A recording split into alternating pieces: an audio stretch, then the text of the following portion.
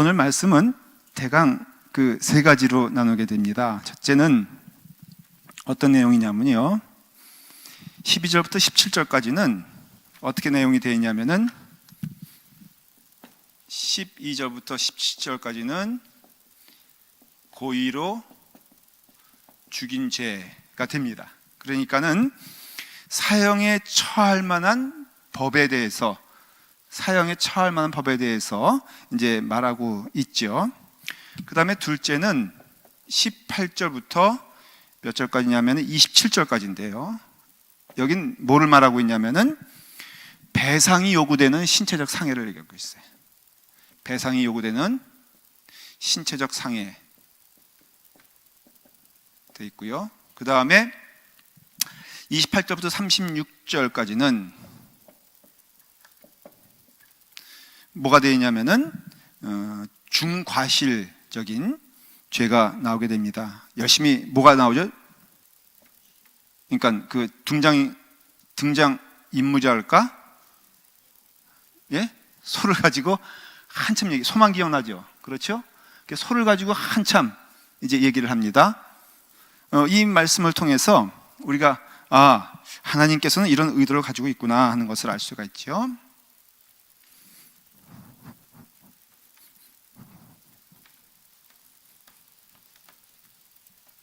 그 당시에도 이 성경에 나와 있는 이런 법 같은 그런 법들이 다른 민족에게도 있었습니까?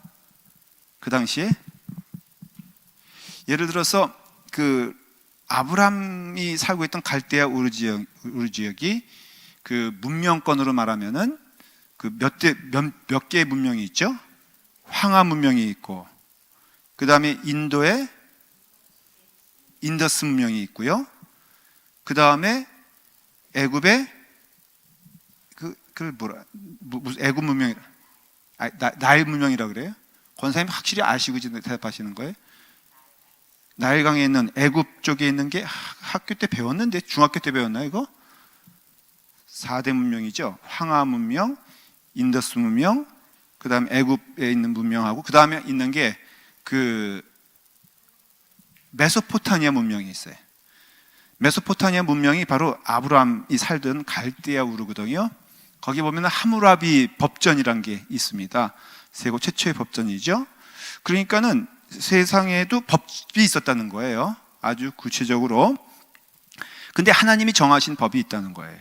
여기에 이 법은 오늘 우리가 이 말씀을 통해서 좀 정신을 깨달아야 되는 건데요, 12절부터 17절까지 보면은 사형에 처할 만한 그러니까 중죄들이 나와요.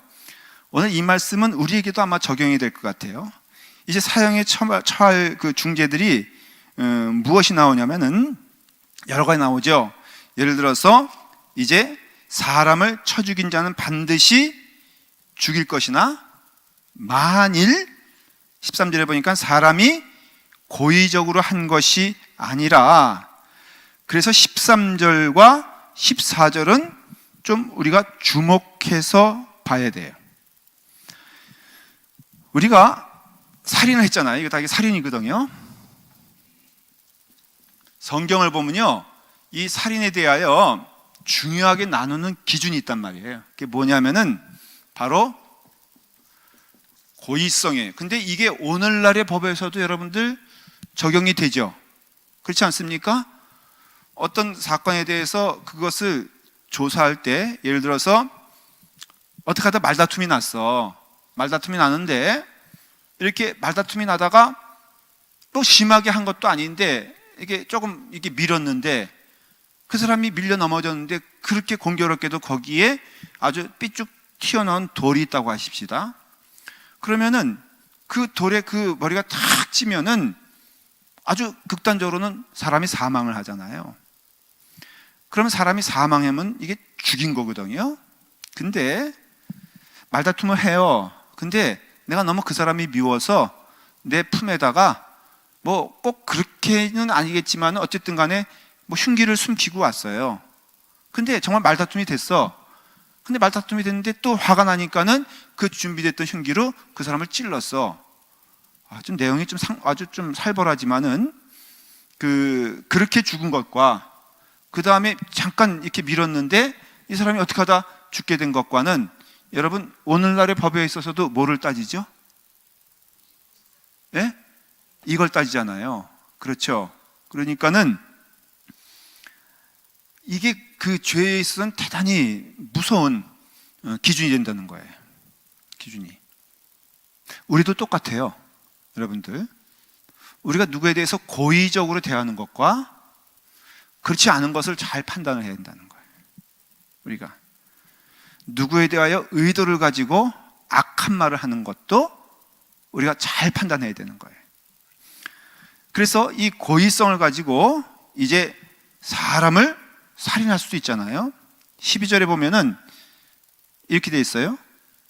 13절에 만일 사람이 고의적으로 한 것이 아니라 나 하나님이 사람을 그의 손에 넘긴 것이면, 여기 줄을 쳐주셔도 돼요.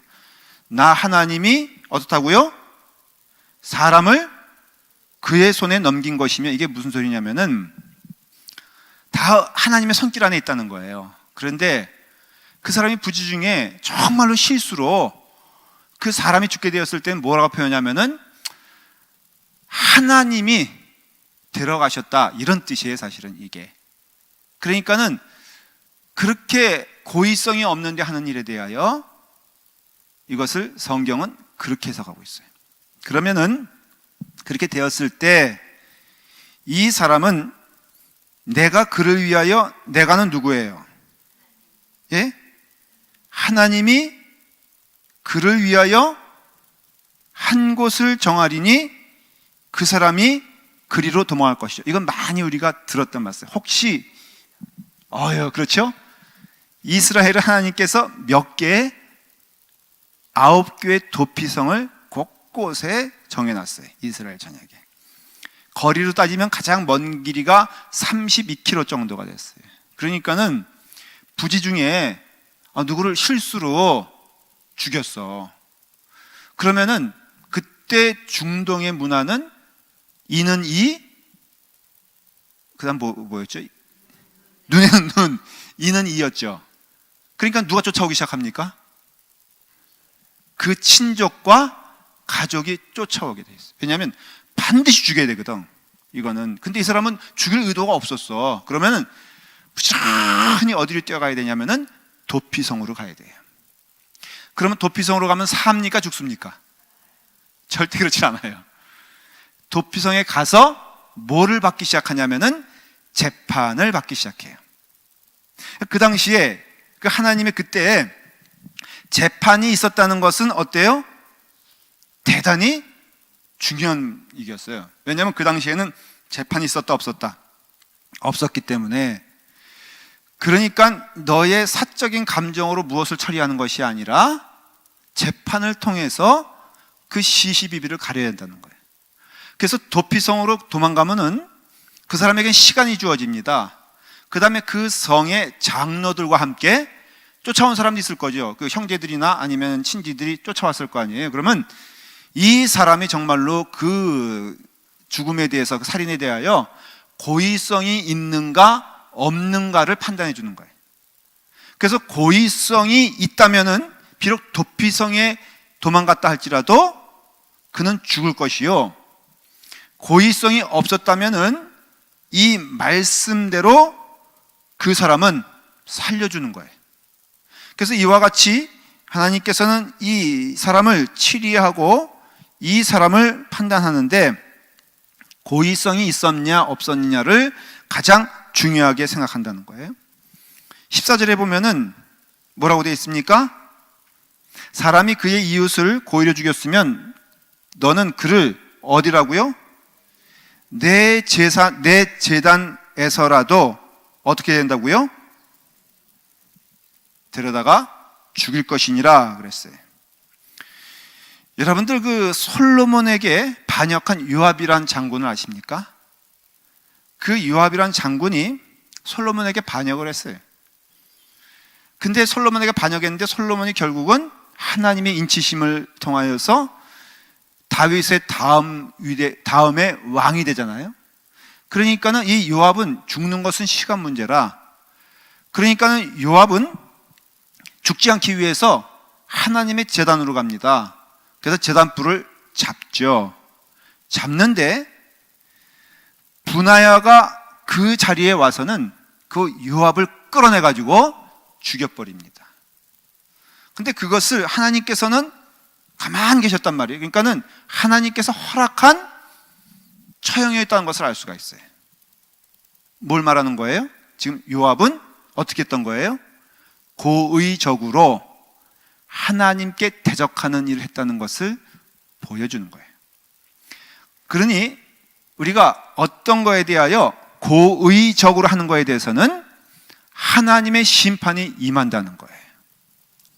우리로 좀 적용해 볼까요? 여러분, 우리가 하나님 앞에서 심판을 받잖아요. 하는데 제일 무섭고 두려운 것은 고의성이에요. 누구에 대하여? 여러분, 말도 하나님께서 이렇게 보면, 신약에 보면 말의 무서움에 대해서, 혀의 무서움에 대해서, 혀는 사람을 죽이기도 하고 살리기도 한다 그랬잖아요. 그럼 혀에 대해서 얘기해 보면은 이 혀로 말이에요. 누구에 대해서 고의적으로 거짓 증거를 내놓으면은 이거 살인죄예요, 아니에요? 여러분 한번 오늘 이 말씀을 힘입어서 좀 말씀을 드려볼게요. 고의적으로 난 남에 대해서 비방하는 습관이 있다. 고개를 끄덕거리시면 돼요. 그렇게 받아들일게요. 나는 말 실수는 많이 해. 내가 누구를 죽였다 살렸다는 건 나도 인정을 해. 근데 나는 고의적으로 한 적은 한 번도 없다. 한번 고개를 끄덕거려 보세요. 아니 그러면은 한 번이라도 내가 누구에 대해서 비방을 했는데 나 한번 생각해도 고의성이 없다, 고의성이 있다, 그거예요. 어떤 경우는 의도적으로 그에 대해서 거짓 비방하고 그 다음에 거짓 증언을 하고 거짓 소문을 낸다면은 여러분 이거는 큰 죄예요, 하나님 앞에서. 근데 우리가 실수할 수 있죠. 여러분, 실수가 반복되어지면은 고입니까, 실수입니까? 예? 우리가 흔히 나는 실수로 그랬어. 나는 실수로 그랬어. 아이가 맨 학교 갈 때마다 지각을 한단 말이죠. 그러면 실수를 지각할 수 있어, 없어요? 근데 실수가 하루가 되고 이틀이 되고 10일이 되고 30일이 되면은 그 실수의 고의예요. 고의가 되죠. 예. 우리가 누구에 대해서 여러분 부정적인 말하고 부정적인 습관 되는 것도 여러분 습관이에요. 여기 보면은 좋은 것을 보기보다도 무조건 나쁜 것을 보려고 했을 때, 누구에 대해서 무조건 흠을 잡으려고 했을 때, 누구에 대해서 무조건 나쁜 것을 들춰내려고 했을 때는 이건 뭐다?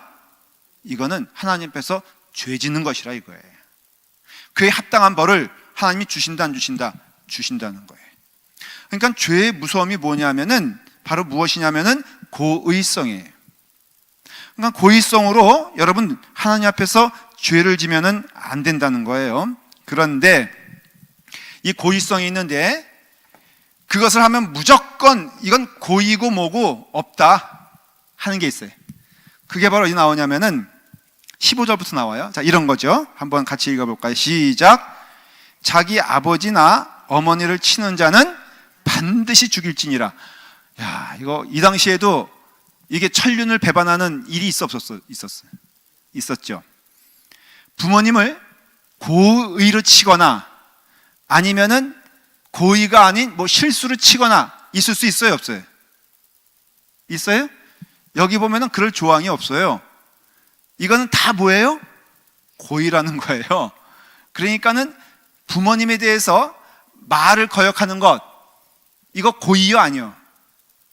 그래서 불효자는 맨날 울어야 되는 거예요. 여러분들이 어떤 때는 자식이었고 어떤 때는 부모일 텐데, 자식이었을 때는 부모 말을 무조건 어떻게 해야 돼요? 순종해야 되고, 자식이면 무조건 순종하라고 말해야 되는 이유가, 성경을 보니까는 부모를 치거나 아니면 부모에게 순종하지 않은 자는 반드시 죽일지니라. 17절에 보니까는 그것뿐 아니에요. 어떻게 되어 있어요? 자기의 아버지나 어머니를 저주하는 자는 어떻게 한다고요? 반드시 죽일지니라 그랬어요. 그러니까 우리가 하나님이 허락하신 부모님에 대하여 우리가 어떻게 대해야 하는지 효도해야 되는 거예요. 여러분, 그래서 기독교인은요, 효도해야 됩니까? 효도하지 말아야 됩니까? 무조건 효도해야 돼요. 기독교인은요, 형제간에 우위를 잘 가져야 됩니까? 안 해야 됩니까? 라고 물어본다면은 잘 가져야 돼요. 기독교인은 사랑의 마음으로 서로를 대해야 됩니까? 미움의 마음으로 대해야 됩니까? 라고 한다면 사랑의 마음으로 대해야 되는 거예요. 이런 말들이 쭉 나와요. 16절에도 뭐라고 되냐면은 사람을 납치한 자가 그 사람을 팔았거든 자기 수하에 두었던지 그는 반드시 죽일지니라. 이게 뭐예요? 사람을 납치했다는 거 똑같죠? 여러분, 여기에 뭐가 들어가 있습니까? 맞아요. 그래요. 사람을 납치했다는 것은 이건 실수가 아니에요. 이건 우연도 아니고요, 해픈 투비 일어난 게 아니라 의도적으로 그를 데리고 왔다는 것이고, 그래서 죽이지 않았다 할지라도 그 사람을 팔았든지 자기 소화였던 것은 자기 노예로 삼든지 아니면은 딴 집에 노예로 팔든지 그런 뜻이거든요. 죽인 게 아니잖아요. 그랬음에도 그의 죄가 고의성이 있다면은 어떻게 한다고요? 반드시 죽일 것이요. 18절에 보니까는 사람이 서로 싸우다가 하나가 돌이나 주먹으로 그를 상대방을 쳤으나 그를 죽지 않고 자리에 누웠다가 지팡이를 짚고 일어나 걸으면 그를 친 자가 형벌은 만하되 그간의 손해를 배상하고 그가 완치되게 할지니라 그랬어요. 그 다음에 말하기를 그의 남종이나 여종은 자기 것이거든요. 근데 자기 것임에도 불구하고 그를 당장에 죽이면, 보십시오, 그의 남종이나 여종, 이게 누구 거라 그랬어요? 소유권이 누구한테 있어요? 주인한테 있잖아요. 성경 이외에 예를 들어서 그대 근동, 중동의 어떤 그런 상황에서 노예는 죽일 수 있어요, 없어요? 심지어는 우리 한국의 역사 보면 조선시대 때만 하더라도 그 주인이 그 종을 죽일 수 있었어, 없었어요? 죽일 수 있었단 말이에요. 그 정도예요. 그런데 죽일 수 있는데 쳤어. 이게 때렸는데 당장 그 자리에서 죽으면 반드시 형벌을 받으려니와 그가 하루나 이틀을 연명하면 형벌을 면하리니 그랬어요. 왜 이런 얘기가 있을까? 이것도 뭘까? 그 즉시에서 죽는 것과 살아있다는 것은 뭘 말하는 거예요? 며칠 후에 죽었어. 이것도 고의성이에요. 그를 죽이려고 해서 죽인 거는 그 자리에 즉사하기 때문에 생명을 훼손한 것이. 근데 며칠 갔어. 참 우리 생각으로 좀 이상하죠. 아니, 며칠 간 거나 오늘 죽은 거나 그게 무슨 차이가 있나? 아니요. 거기에는 이 시대의 법으로 말하면은 죽이려고 했던 것이 아니에요, 그거는. 근데 결과적으로는 죽게 되었다는 것이. 그럴 경우는 그의 고의성에 대하여 그는 고의가 없다라고 판정을 내리라는 것이에요. 그런 식으로 쭉 그 말씀이 되어 있어요. 여러분, 이것을 보게 되었을 때 깨닫게 되는 것은 그 사람이 고의로 그와 같은 일을 했을 때에는 반드시 그에 상응하는 벌을 받게 되어 있다, 그렇게 말하고 있어요. 그 다음에 이제 나오는 법이 뭐냐면 18절부터 이게 나오는 게 뭐냐면요, 자, 개인 신체 상해에 대한 범죄에 대해서 말하고 있어요. 말하고 있는데, 예를 들어 보면 22절에 이런 말씀이 있어요. 21절 볼까요? 여기 아주 세세하게 되어 있어요. 한번 읽어볼까요? 시작. 사람이 서로 싸우다가 임신한 여인을 쳐서 낙태하게 하였으나 다른 해가 없으면 그 남편의 청구대로 반드시 벌금을 내되 재판장의 판결을 따라 낼 것이라. 이 문제가 사실은 여러분 아세요? 이게 낙태에 대한 논쟁이 민주당과 공화당 있죠, 여러분 아세요? 미국에서 캐토릭과 뭐 있잖아요. 이것을 가지고 논쟁을 하는 거예요. 이 성경을 가지고. 이게 무슨 소리냐면은, 자, 사람이 서로 싸워. 근데 마침 그 상대방이 임신한 여자야. 근데 싸우다가 그 임신한 여자의 어떤 것에 대하여 이렇게 해가지고는 그 임신한 여자가 낙태하게 됐어요. 자, 그 태중에 있는 그 아이는 생명이 있습니까, 없습니까? 예?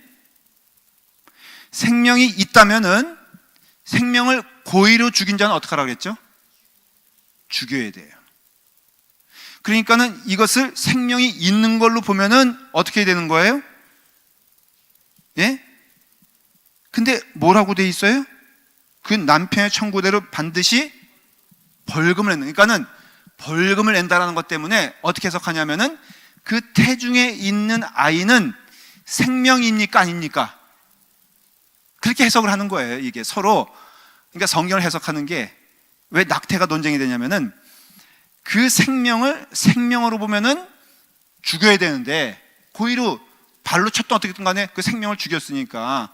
근데 이 성경 말씀대로 하면은 태중에 있는 것은 생명으로 인정하지 않기 때문에 뭘로 끝난다? 벌금으로 끝나니까 낙태를 해도 돼, 안 돼? 네? 그 낙태의 기준은 생명이냐 아니냐 이거거든요. 그래서 그 낙태도 몇 주 안에 하면 뭐 어쩌 막 그런 게 나오잖아요. 그렇죠, 권사님? 맞죠? 그러니까는 그것에 대하여 생명으로 볼 것이냐 아니냐를 해석해 주는 거예요. 근데 이것은 해석이 각각이 틀린 거예요. 자, 이런 말씀도 있어요. 그 다음에는 2절, 24절에 보니까는 이렇게 돼 있어요. 다 같이 시작. 눈은 눈으로, 이는 이로, 손은 손으로, 발은 발로라고 해요. 그러니까는 갚는다는 거예요. 근데 여러분, 이것을 갚고 또 이것을 말을 할 때 여러분 이것은 대개의 경우 남이 나에 대해서 한 것에 대하여 얘기하는 것이에요? 내가 남에 대해서 한 것에 대해 얘기하는 거예요? 남이 나에게 한 거에 대해서 반드시 내가 그것으로서 보복하리라 라고 하면서 보복을 할 때에는 이는 이, 눈은 눈이 아니라 눈 하나면은 눈 2개 뽑겠다고 달려들고 이 하나 뽑혔으면은 이 3개 뽑겠다고 달려드는 게 우리 마음이라는 거지. 그러니까는 하나님께서는 특별히 그 법을 정하셔가지고 너희는 이와 같이 행해라 라고 하면서 말씀해 주는 것이죠. 18절부터 27절까지도 똑같아요. 무엇이 나오게 되냐면은 의도적으로 손해를 끼친 경우와 의도적으로 손해를 끼치지 않은 경우가 있다는 거예요. 그러면은 의도적으로 손해를 끼친 것에 대하여는 반드시 그와 같이 행해야 될 것이고 그 다음에 의도적으로 행하지 않은 것에 대해서도 그에 상응한 벌을 나눠야 된다는 거예요. 28절에도 똑같이 나와요. 한번 보십시오. 자, 소에 대해서 이제 쭉 나오게 되는데 소가 남자나 여자를 받아서 죽이면 그 소는 어떻다고요? 반드시 돌로 쳐서 죽을 것이요 그 고기는 먹지 말 것이며 임자는 형벌을 면하려니라고 하겠어요. 소가 사람을 죽인 법이, 그러니까 그 벌이 소가 사람을 죽였는데 그 소가 사람을 죽였음에도 그 주인은 처벌을 받지 않고 뭐만 받아요? 소가 죽임을 당한대. 그러니까 그 주인의 입장에서는 소가 귀중한 재산이죠. 그 재산을 잃는 것으로 그 벌을 집행하는 거예요. 왜 그랬을까? 거기에 또 뭐가 있다고요? 예? 고의성이 없는 거예요. 그러니까는 여긴 자세한 설명이 되어 있지 않지만 이런 거죠. 자, 그게 소가 될 수도 있고 개가 된다고 하십시다. 저 개가 무서운 줄 알아. 무서운 줄 아는데 어떤 사람은 그 앞에 가서 그 개를 막 약을 올리단 말이죠. 가면 안 되는데 맹순, 그게 참, 그래서 끈이 묶여져 있는데 그 개를 향하여서 막 그냥 놀리고 뭐 이게 몽둥이 같은 걸로 때리고 해서 개가 너무 흥분을 해가지고 그 끈이 그만 끊어져 버렸어. 여러분, 끈이 묶여 있을 때야 만만하지 끈이 끊어지게 되면 어떤 사태가 벌어집니까? 예? 도망갈 일만 남았단 말이에요. 그렇죠? 그러면 개가 달려들어서 죽은 건 아니지만은 그 사람이 막 팔 물리고 다리 물리고 막 그래가지고선 엉망이 돼서 병원에 한 20일 정도 입원하게 됐어. 그러면은 이 법으로 따지면 그 사람은 그 물렸으니까는 그 주인에게 나 물렸으니까 병원비 내시오, 배상하시오. 오늘날에 할 수 있어 없어요? 오늘날에는 질문이 되죠. 이때 시대 때 어떻게 됐을까? 예? 이때 시대 땐 주인은 책임이 있어 없어? 없어요. 왜냐하면 자기가 사자의 길로 들어가서 그렇게 했다는 거예요. 그러니까 소를 비유로 말하면 이런 거죠. 여러분, 소가 있으면요, 소는 절대로 앞에 가야 됩니까? 뒤에 있어야 됩니까? 예? 뒤에 앞에다? 정말로 위험한 건요, 뒤에 있을 때예요. 앞에는 오히려 나아. 뒤는 가벼운 게 갈빗대 몇 대 부러지고, 심하면은 턱이 나가고, 더 심하면 죽어요. 내가 어릴 때 또 사건이 있지 않습니까? 내 친구 가운데 이상한 친구가 있었어. 걔는 취미가 속꼬리 잡는 거예요. 특별히 소가 어느 때 가장 잡고 싶어 하냐면은, 소가 볼일 볼 때 얼마나 집중을 합니까? 근데 얘는 그러면은 꼭 이게 소가 힘을 쓰거든요. 그럼 꼬리가 올라왔거든요. 그러면 그걸 잡아채고 싶은 게 너무 좋은 거라. 한 번은 잡았는데요, 타이밍이 얼마나 기가 막히게 맞았는지 그 소가 그 아이의 배를 쳐가지고, 그래가지고 이만큼 나가 떨어졌어. 자, 이 법을 적용한다면 이런 거잖아요. 소가, 여러분 생각해 보세요. 소가 남자나 여자를 받아서 죽였는데, 우리도 알지만은 소가 그냥 받습니까? 받을 만한 사정이 있으면 받습니까? 소가 그냥 받아요? 아니요. 소도요, 승질나니까 받는 거예요. 여러분, 소는 안 건드면은 어때요? 소란 동물이 그래요. 개는 쫓아오기도 하더라도 소는 절대 자기를 건들지 않으면은, 웬만한 소는 들이받지 않습니다. 거기서 그를 흥분시키거나 잘못된 일을 하니까 그런 거거든요. 그러니까는 이 소가 그와 같은 일을 했을 때에는 그 소는 죽어야지. 그렇지만은 그 주인은 어때요? 괜찮다. 그건 책임이 없다. 그 소가 죽음으로써 그의 재산을 잃는 것으로 그는 보상이 되는 것이다. 그렇게 말을 하고 있어요.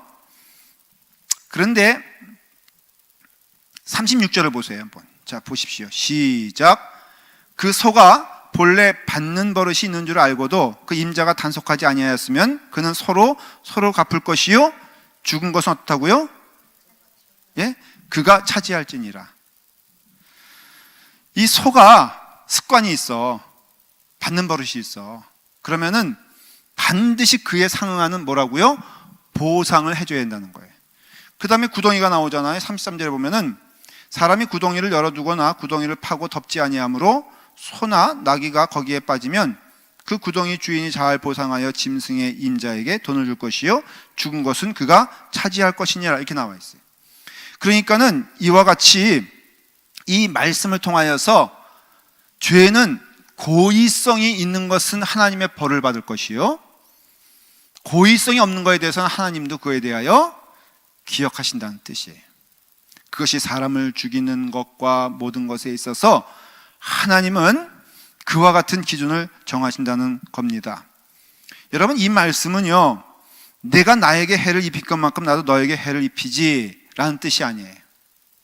여기에는 그 하나님이 사람에 대한 존중하는 마음이 있고요, 그 다음에 이것에 대한 진심의 마음이 무엇인가를 성경은 말해주고 있는 거예요.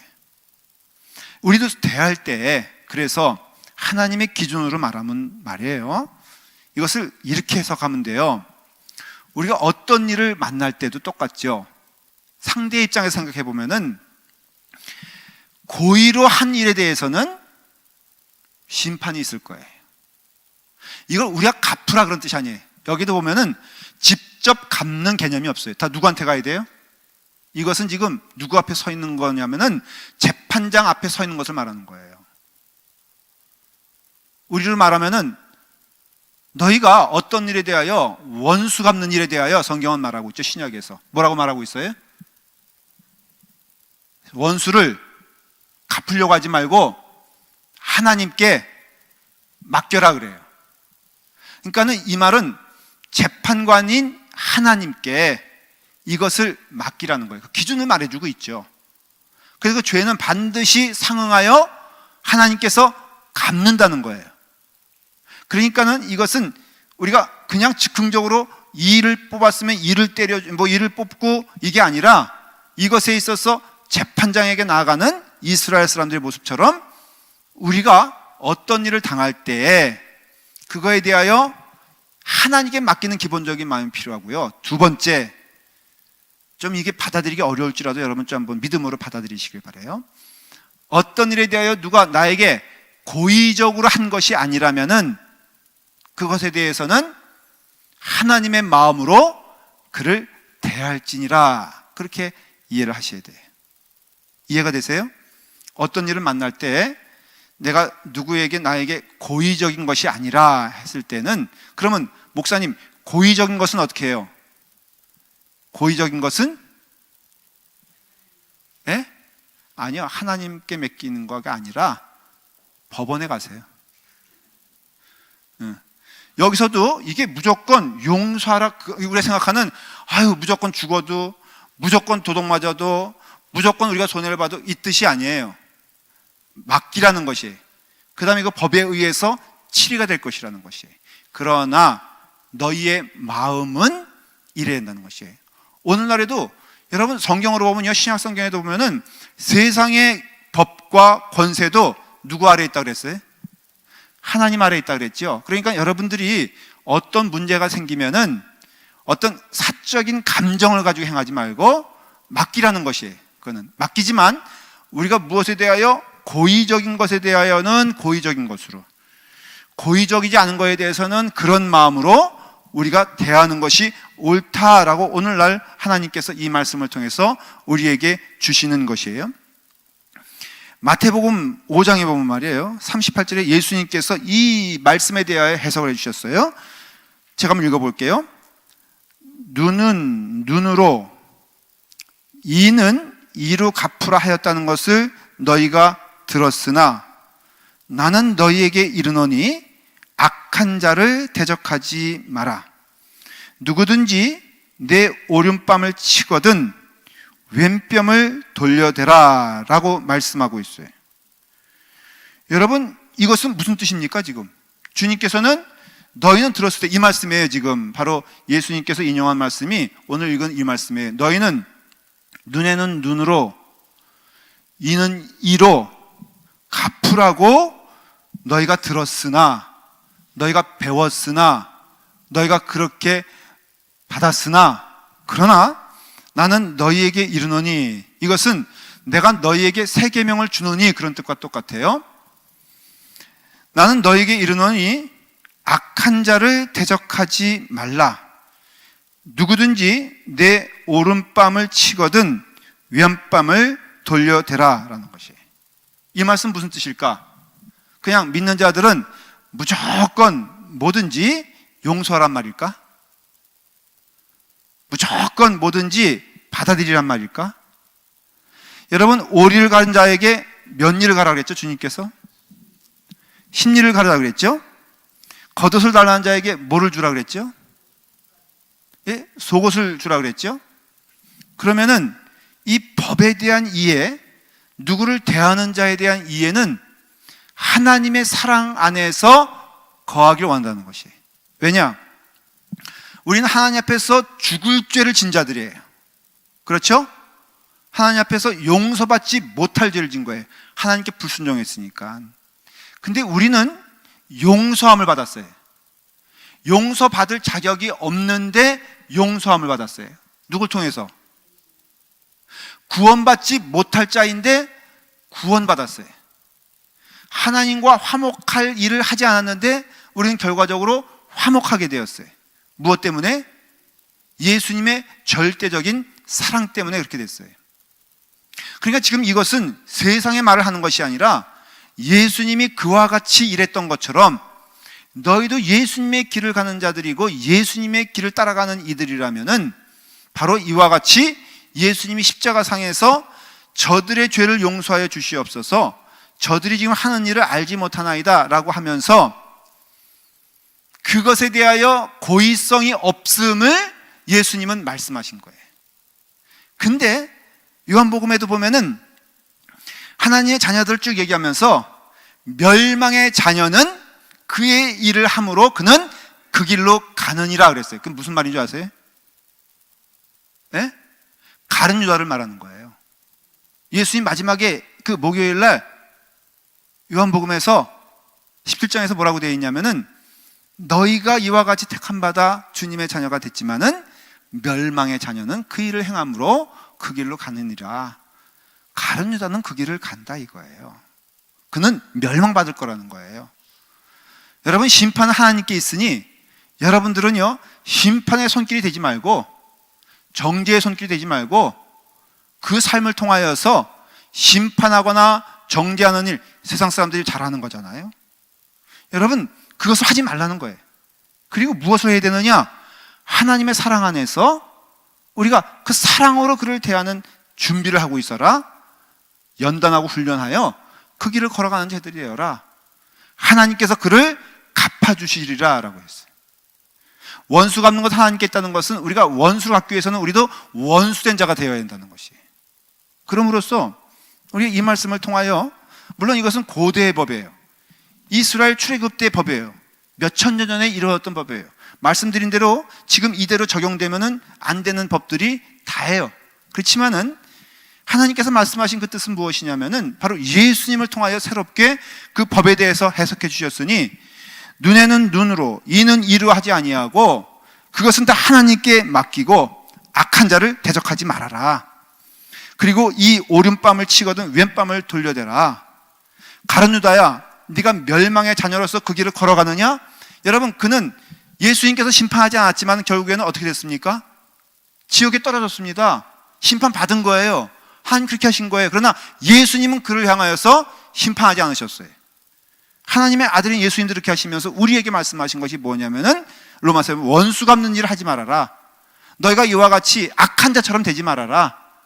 할 수 있거든 하나님의 마음으로 선한 자가 되고 하나님의 뜻을 따라 순종하는 자가 되고 사랑의 마음으로 이 삶을 영위하여라 라고 한다. 이 말씀은 오늘도 살아있어서 하나님께서 말씀하신 그 뜻을 깨달아 우리의 심령이 하나님께서 기뻐하시는 심령 되기를 축원을 드립니다.